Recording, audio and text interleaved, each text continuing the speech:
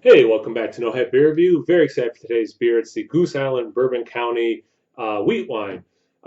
So typically Bourbon County is in stout form, and then they did the barley wine, and this year they actually did coffee with the barley wine. I haven't gotten one yet, but hopefully I'll get one and be able to review it.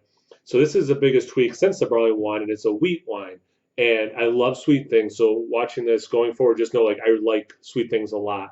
Um, and I've traditionally really liked the barley wine. So I am like really excited to try it because it's new. It's a style I like, but I haven't had a lot of, especially aged in bourbon barrels. So this one's actually it's 15.4%. So of the ones I got this year, it is the highest ABV. Typical, it says age, 5 years in the barrel or in the bottle. And then it's saying rich toasted malt with notes of vanilla, toffee, and bourbon. I broke one of my rules. I typically, if I know I'm going to review a beer, don't watch any other beer reviews of it. I don't read up on it. But this one, I was just so excited about that. I ended up watching. I think I've watched two. Definitely the two 1090 guys review, and this has English style as well. And I don't know enough about wheat wines to know if there's I assume it's like barley wine English versus the American style, that the English style is sweeter. What I'm hearing based on the reviews I've seen, both on YouTube and elsewhere, this is a very sweet beer, but it's delicious. So again, that's why I'm telling you straight up, I like sweet things a lot. Keep that in mind as I review this, that I'm a big sweet guy. Proper glassware, man.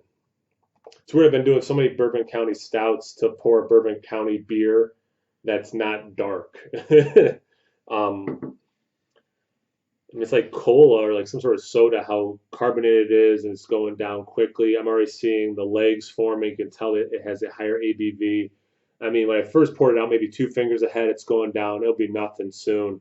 That beautiful red, amberish color. Look at that. Looks like a Christmas. It reminds me of some of the Christmas beers I like. Sammy Claus, things like that, very malty beers. But yeah, and there goes that head. The head was a very, khaki tan color.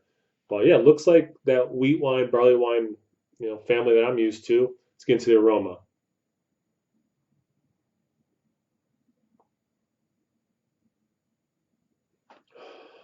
I'm gonna say it probably leads caramel. Getting some nice bourbon in there as well, some vanilla. Um, I can certainly see the toffee that they're saying. Almost get like a very ripe banana in there as well. Yeah, it smells sweet. It smells, if I'm being honest, it smells exactly like how I thought it was going to smell. Again, based on listening to other people and just hearing what it is. It's a bourbon barrel aged wheat wine. It's over 15%. That's what this smells like for sure. Let's get to taste. Cheers.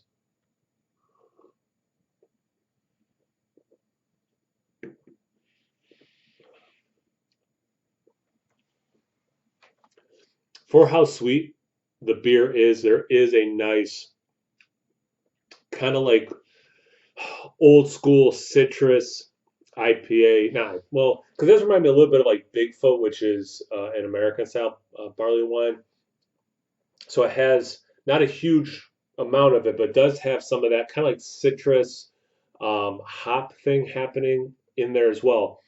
But that is not the star of the show. That's just a little thing that's peeking out because the rest of the show is very sweet stuff. Um, just like the bottle says, you're definitely getting taff or toffee. You're definitely getting vanilla. Yep. You're definitely getting bourbon. I would say you're getting caramel, some butterscotch in there as well. All these kind of like burnt sugar things definitely are present in there.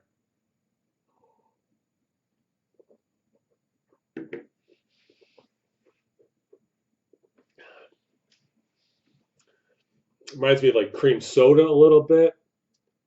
Probably that vanilla element with some of that extra like sugar kind of, again, like that burnt sugar quality. The I kind of thought this would be more syrupy, but it's not there, and I kind of was expecting a little bit like that Sammy Claus syrupy quality. Not as much as I would have thought. It coats nicely, good mouthfeel, that kind of stuff, but it's It's not a thin beer at all, but it's thinner than I thought it would be. So not saying it's thin, but it's definitely thinner than I thought it would be. Definitely still a you know medium full mouthfeel.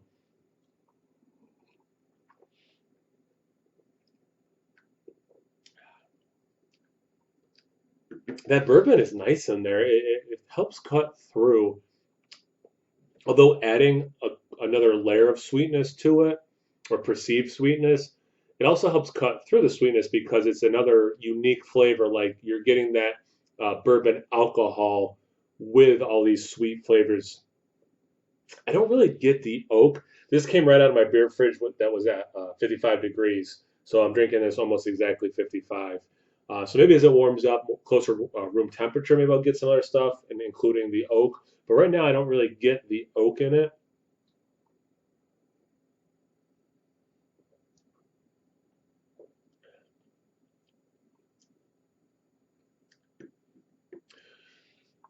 Wow.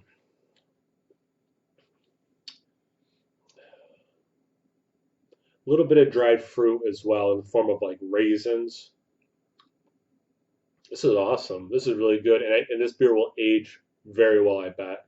Um, yeah, yeah, I'm liking this a lot. I agree, it's sweet.